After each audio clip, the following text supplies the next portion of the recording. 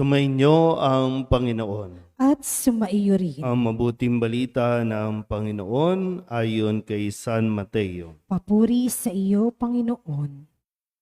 Noong panahong iyon, lumapit kay Jesus ang asawa ni Zebedeo, kasama ang kanyang mga anak.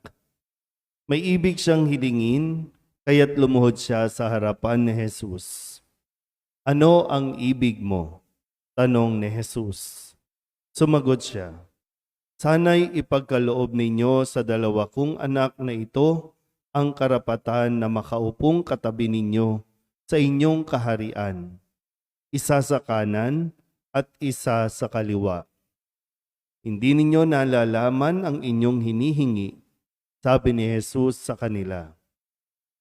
Mababata ba ninyo ang hirap na babatahin ko? Opo, tugon nila. Sinabi ni Jesus, ang hirap na babatain ko'y babatahin nga ninyo. Ngunit wala sa akin ang pagpapasya kung sino ang mauupo sa aking kanan at sa aking kaliwa. Ang mga luklukang sinasabi ninyo'y para sa mga pinaghandaan ng aking Ama. Na marinig ito ng 10 alagad, nagalit sila sa magkapatid. Kaya't pinalapit sila ni Jesus at sinabi sa kanila, alam ninyo na ang pinuno ng mga hintil ay nagahari sa kanila at ang mga dinadakila ang siyang nasusunod. Ngunit hindi ganyan ang dapat umiral sa inyo. Sa halip, ang sinuman sa inyo na ibig maging dakila ay dapat maging lingkod. At sinumang ibig maging pinuno ay dapat maging alipin ninyo. Tulad ng anak ng tao na naparito, hindi upang paglingkuran, kundi upang maglingkod at ialay ang kanyang buhay upang matubos ang marami. Ang mabuting balita ng Panginoon. Pinupuri ka namin, Panginoong Hesukristo. Isang mapagpalang umaga po sa inyong lahat. Ngayon po ay July 25 at ito po ang itinakda ng simbahan para ipagdiwang ang kapistahan ng isa sa 12 apostol, si Santiago o si Saint James. Kung babalikan natin ng konti ang kwento ng pagkakatawag sa kanya, siya po ang kapatid ni John, no? So si James and si John. At sila po ay kapwa din mangingisda. Ang kwento na isa sa mga narinig natin habang sila po ay kasama ng kanilang ama na nagliligpit na rin ng kanilang gamit sa pangingisda, nakita rin sila ni Jesus at tinawag silang magkapatid na sumunod sa kanya. At agad-agad ay kanilang iniwan ang kanilang bangka, gayon din ang kanilang ama at sumunod kay Jesus para maging alagad niya o matuto kay Jesus at pagdating ng araw ay maging alagad na ihahayo sa pagpapahayag ng mabuting balita. So fast forward, siguro po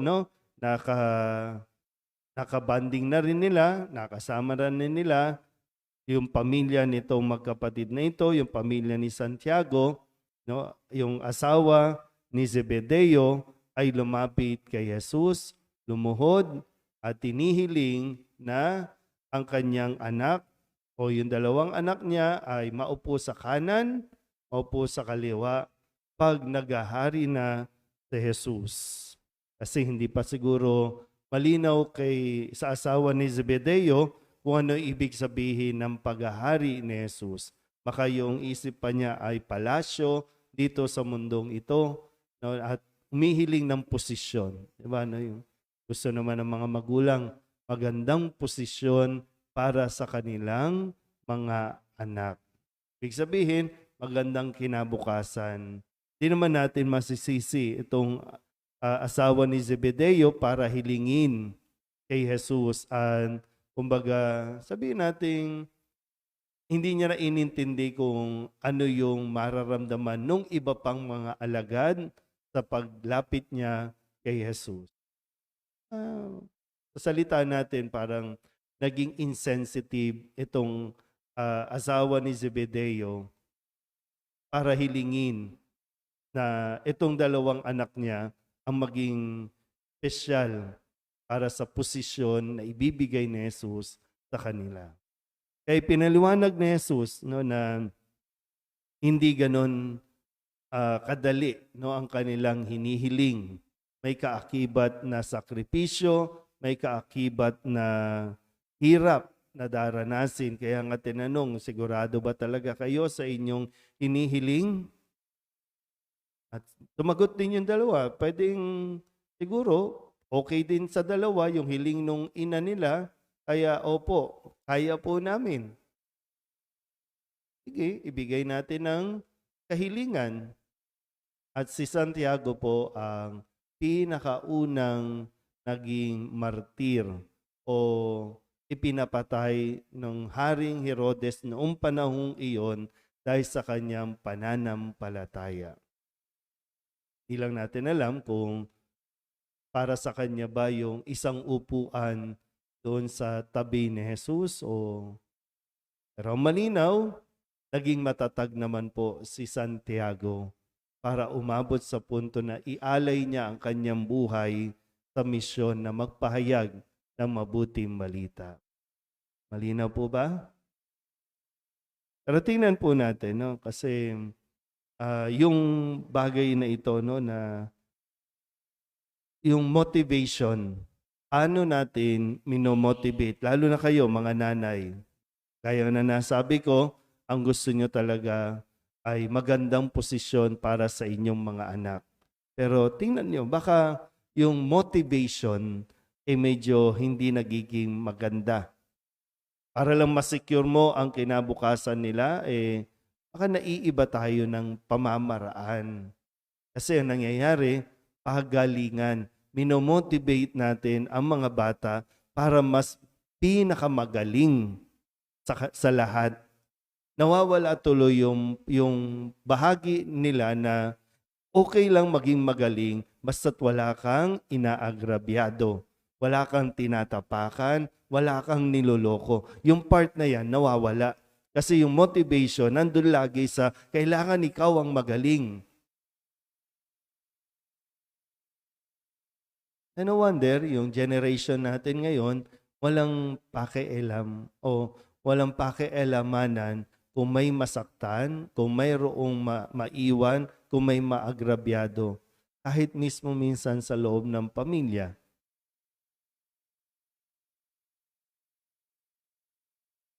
Anong saysay nung nagtatagumpay pero nagkakaaway-away naman? Kasi nagkakaroon ng selosan, nagkakaroon ng inggitan. Kaya ito yung parang nagiging source of motivation nila. Hindi po masama no, na hangarin na sila ay maging magaling. Pero wag na wag kakalimutan na dapat din silang i-motivate kung paano maging mabuti. Kasi hindi lahat ng magaling ay mabuting tao. Pero lahat ng mabuting tao at nagpapakabuti ay gumagaling kahit sa anong bagay, sa anong aspeto mo siya dalhin. Maganda po ibalik siguro, no? Turuan nyo, no? Turuan nyo sila ng mga simpleng bagay. Minsan yung mga magagaling nating mga tao, sabihin natin mga anak ninyo, no? Kasi pinupush nyo mag-aral na mabuti, maging matalino. Ilan sa kanila marunong sa gawaing bahay? Basic lang. Ilan sa kanila ang willing pang maghugas ng plato, maglinis ng bahay? Yung nauutusan nyo pa, isipin nyo lang, no? Kasi laging, mag-aral ka, mag-aral ka. O na, sobrang talino, yung simpleng bagay, hindi na magawa. Kasi bakit ko gagawin? May ganun yung naging bunga tuloy. No? Bakit ko gagawin yan? May degree ako. Bakit ko gagawin yan? May posisyon ako. So, paano makakapaglingkod sa labas kung mismong sa loob ng bahay di marunong maglingkod. Kaya hinay-hinay lang mga nanay, no? Sa mga nagdarasal para sa kanilang mga anak ng isang magandang buhay. Turuan niyo sila papaano harapin ang kanilang buhay kapag may mga problema. Turuan niyo paano paano mag-solve ng simpleng conflict. Kaya ang dami, di ba, no? I'm sure kayo po, mga nandito, talagang marami kayong pinagdaanan ng mga hirap. Pero na-survive niyo yun. Ngayon, konting problema, nauuwi sa anxiety, sa depression, hindi alam paano harapin. Hindi, baka nakalimutan natin kasing turuan. Minsan takot na takot kayo na masugatan yung anak ninyo, madapa ang anak ninyo, kaya hindi nyo na pinaglalaro. Puro computer games sa generation ngayon, sa loob ka lang ng bahay. Yung mga bata dito, no, kahit na sabihin natin maingay sila, pero diyan sila natututo paano ayusin ang conflict sa kanila mismo na mga bata pag naglalaro. Doon nila natutuklasan. Siyempre, kailangan ng gabay ng magulang, ng mga nakakatanda, at doon mas sumitibay yung kanilang pakikipag-ugnayan sa tao. Hindi yung masyado ng distant, masyado ng, wala eh. Kaya mga bata, ha? Mag-aral na mabuti. No? Importante yon. At bahagi, kapag nag-aaral na mabuti, natututo. Pag natututunan, isa sa mga natututunan, paano tumulong, paano makiisa, paano sumunod sa mga magulang, sa mga iniuutos nila sa mga gawaing bahay. Linaw ba? Kaya, hinay-hinay ha. I-motivate ng tama kung paano umunlad, paano maging successful ng walang tinatapakang tao. Amen?